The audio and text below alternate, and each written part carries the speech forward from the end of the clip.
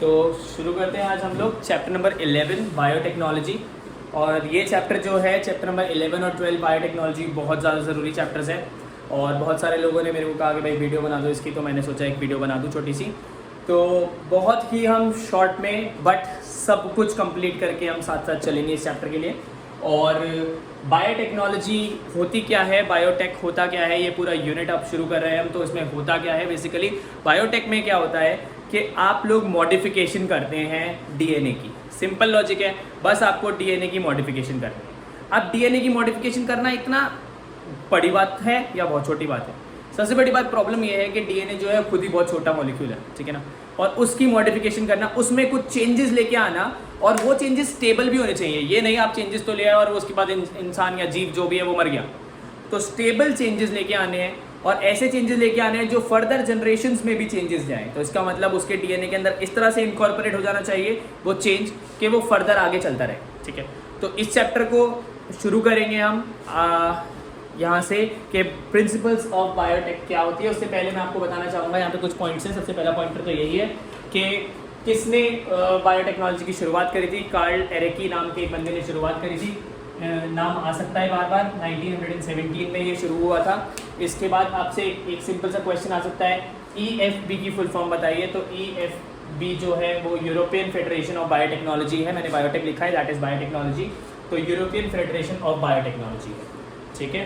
Karl Ereky ने coin किया था ये टर्म बायोटेक, ठीक है। अब आते हैं हम लोग बायोटेक्नोलॉजी के प्रिंसिपल्स पे। बेसिकली इसमें दो मेन प्रिंसिपल्स होते हैं। सबसे पहला प्रिंसिपल होता है जेनेटिक इंजीनियरिंग। क्या होता है?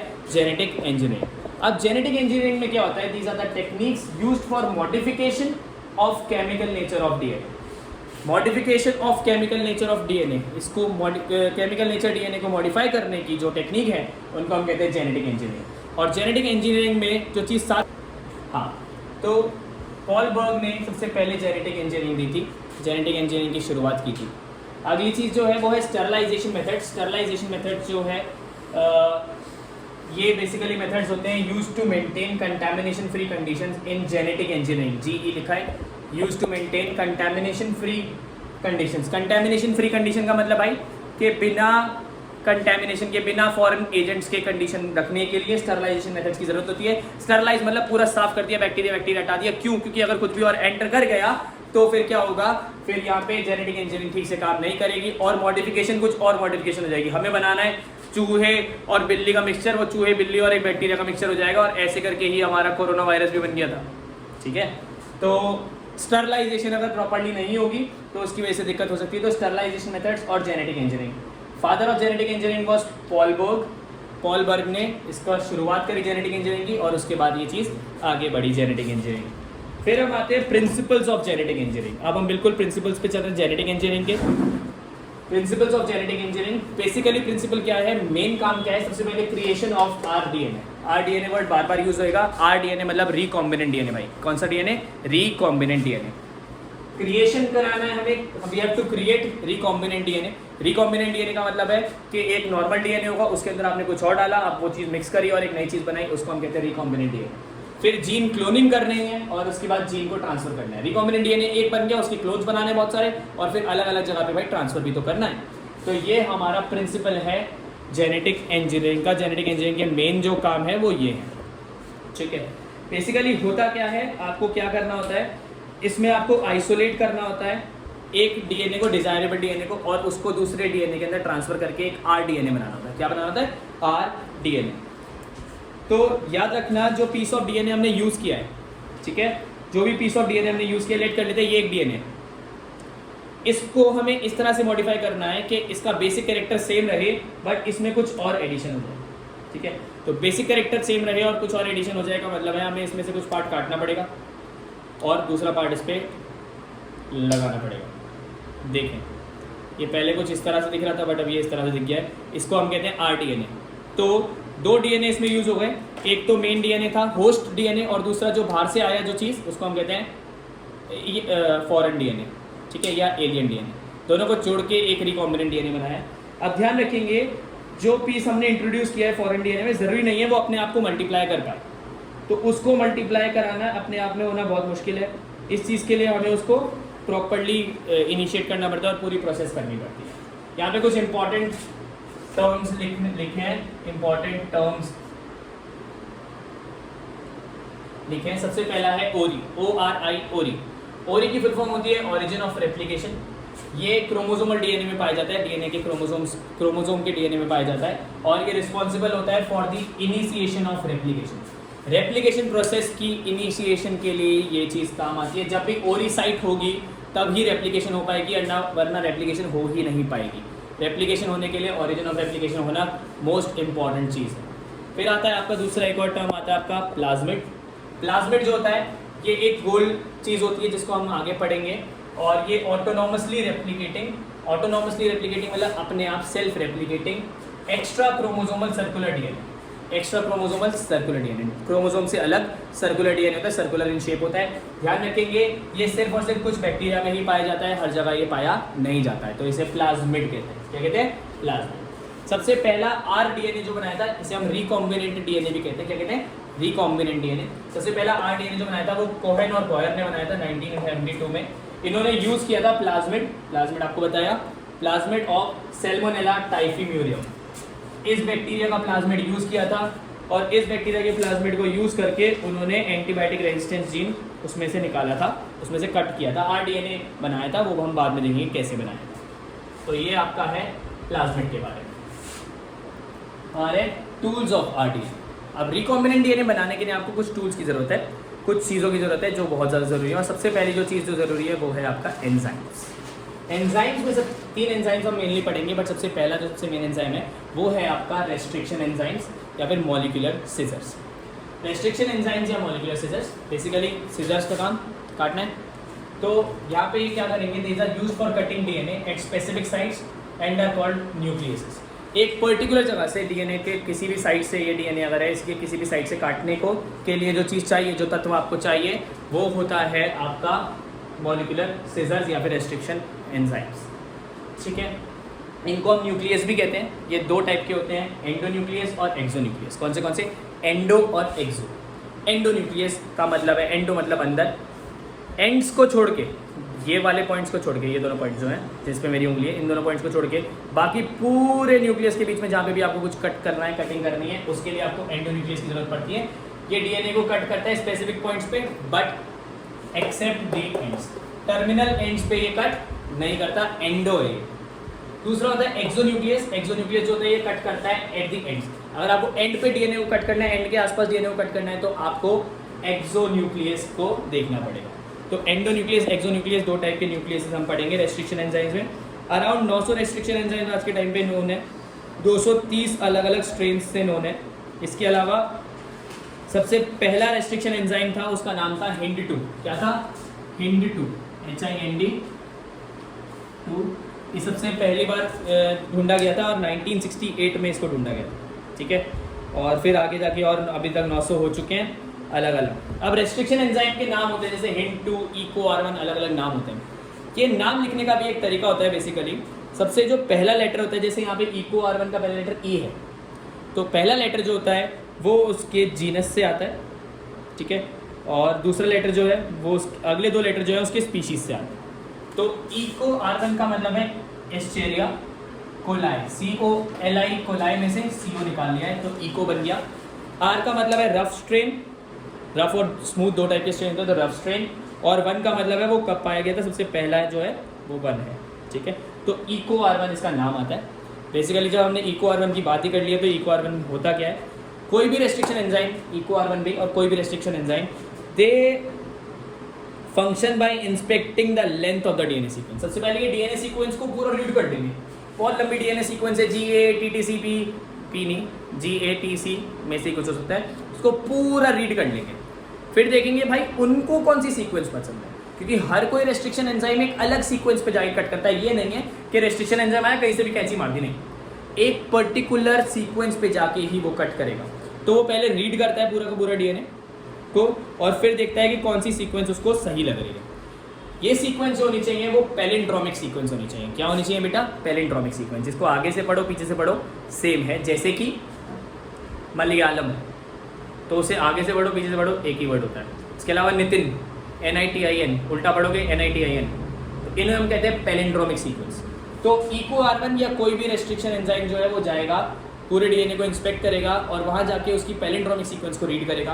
पैलिंड्रोमिक सीक्वेंस को रीड करके वहाँ से वो कट करेगा। बेसिकली पैलिंड्रोमिक सीक्वेंस EcoR1 के लिए होती है GAATTC।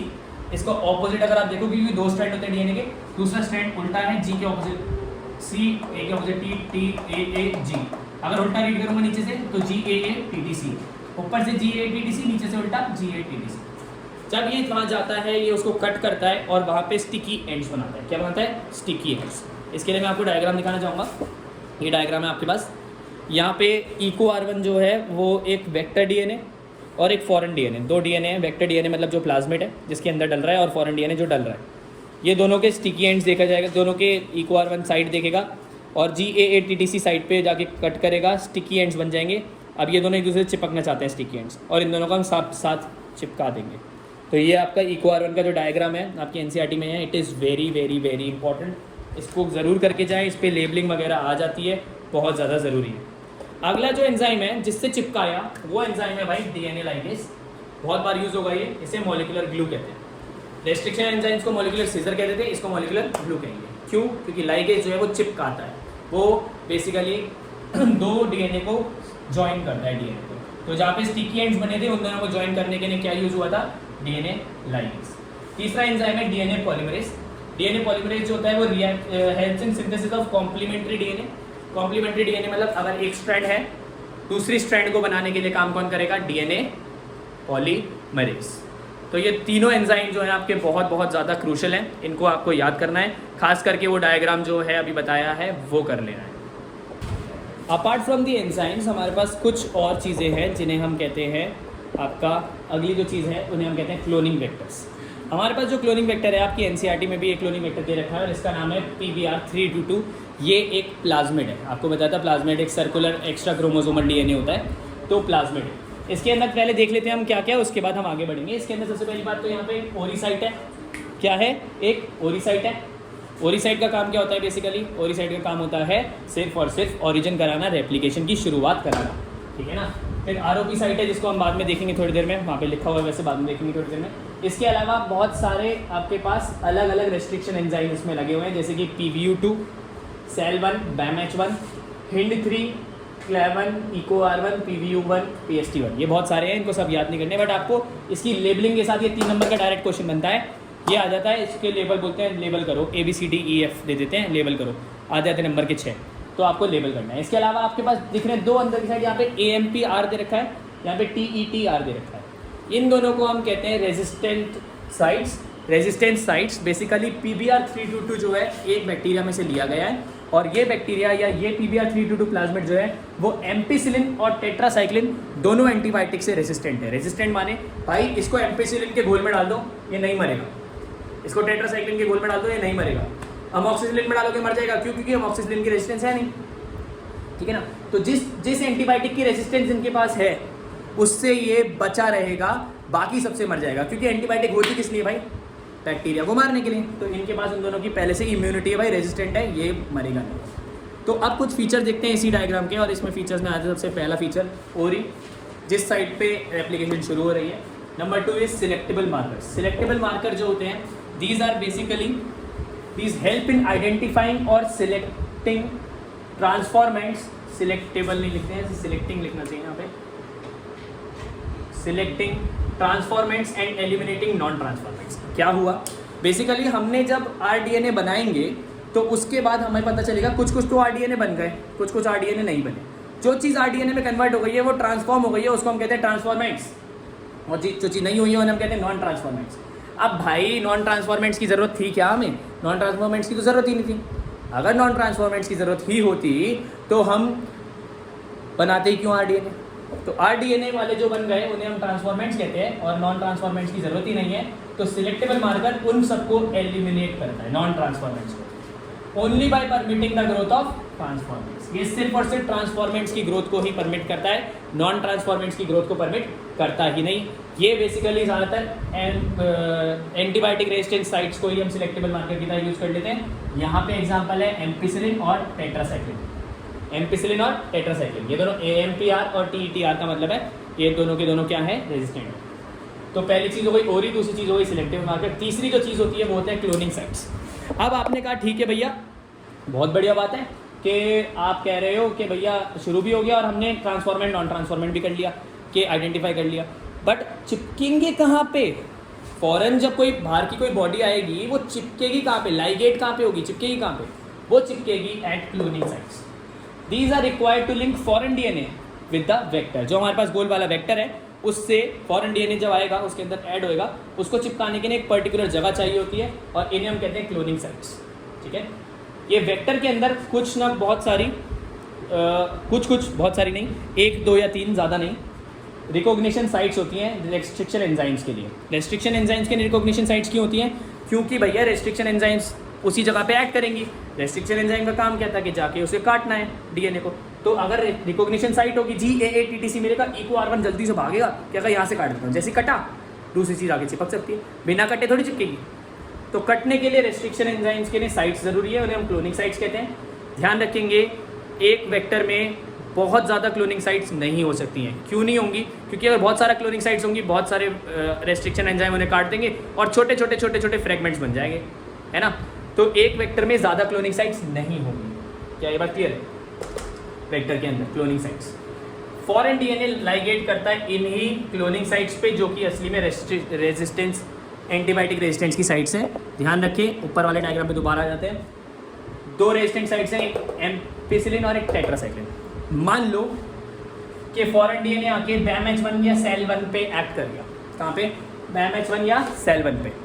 तो जैसे ही ये इस पे एक्ट करेगा क्या होगा? ये ट्रांसफॉर्मेशन हो जाएगी इसकी और टेट्रासाइक्लिन की जो रेजिस्टेंस है वो खत्म हो जाएगी अगर इन दोनों में से एक पे चिपक गया। अगर इन दोनों में से एक पे ना चिपक के यहाँ चिपक गया PST1 या PBU1 पे, तो टेट्रासाइक्लिन की रेजिस्टेंस तो बची रहेगी, टेट्रासाइक्लिन से इम्यूनिटी रहेगी, बट एम्पिसिलिन की रेजिस्टेंस खत्म हो जाएगी। तो जो आपकी क्लोनिंग साइट्स हैं वो बेसिकली आपकी एंटीबायोटिक रेजिस्टेंट साइट्स ही हैं, जहाँ पे वो चिपका रहे हैं अलग अलग किसको? Foreign DNA. फिर हम आते हैं इसका चौथे पॉइंट पे, और चौथा पॉइंट है आपका वेक्टर्स फॉर क्लोनिंग। अब आपने क्या करा? आपने शुरुआत कर दी, आपने सिलेक्टेबल मार्कर कर दिया, उसके बाद आपने क्लोनिंग साइट दे दी कि भाई यहाँ चिपका। चिपकाएगा कौन? कौन लेके आएगा? कौन चिपकाने का काम करेगा? कौन लेके आएगा? वेक्टर कौन है? वो वेक्टर है, प्लांट्स में यूज होता है, एग्रोबैक्टीरियम टुमिफेशियंस। नेक्स्ट चैप्टर में हम अच्छे से पढ़ेंगे। एग्रोबैक्टीरियम टुमिफेशियंस एक वेक्टर की तरह काम करता है प्लांट्स में। ये it is able to deliver the piece of DNA, TDNA कहते हैं उसे, एक पीस ऑफ डीएनए को ट्रांसफॉर्मेशन करने के लिए, to transform normal plant cell into tumour cells. तो नॉर्मल प्लांट सेल से ट्यूमर सेल्स में कन्वर्ट करने के लिए जो चीज़ यूज हो रही है उसे हम कहते हैं आपका एग्रोबैक्टीरियम टुमिफेशियंस। ये आपका वेक्टर्स फॉर क्लोनिंग है। प्लांट्स के अंदर एग्रोबैक्टीरियम टुमिफेशियंस काम होगा, ठीक है। ट्यूमर सेल्स में काम होगा, इसको हम आगे TI प्लाज्मिड भी बोलते हैं। TI tumour inducing plasmid, TI मतलब ट्यूमर इंड्यूसिंग प्लाज्मिड। ये अगले चैप्टर में आप अच्छे से पढ़ोगे। तो एग्रोबैक्टीरियम टुमिफेशियंस आपका काम करेगा किसमें? प्लांट में। एनिमल्स में वही काम रेट्रोवायरस, एडिनोवायरस या पेपिलोमा वायरस करेगा। रेट्रोवायरस, एडिनोवायरस या पेपिलोमा वायरस काम करेगा। ये इसी काम के लिए यूज होते हैं, they are used for these works, ठीक है। अब ट्यूमर क्यों इंड्यूस कराना हमें नॉर्मल सेल में? किसी नॉर्मल एनिमल या प्लांट में ट्यूमर क्यों बनाना है? ट्यूमर इसलिए बनाना है क्योंकि नंबर ऑफ सेल्स इंक्रीज होता है ट्यूमर से। ट्यूमर इसलिए नहीं कि मर जाए प्लांट, नंबर ऑफ सेल्स बढ़ जाएंगे, जो हमें चाहिए उसकी रेप्लिकेशन जल्दी हो जाएगी, ज़्यादा सेल्स हो जाएंगे हमारे पास तो ज़्यादा इजीली हम उसे यूज़ कर सकते हैं, ठीक है। लास्ट जो चीज़ है वो है ROP साइट। ROP यहाँ पे लिखा है। ROP साइट क्या होती है? बेसिकली ये वो साइट होती है जहाँ पे ये कोड करती है प्रोटीन्स के लिए जो रेप्लिकेशन में इन्वॉल्व हो रहे हैं।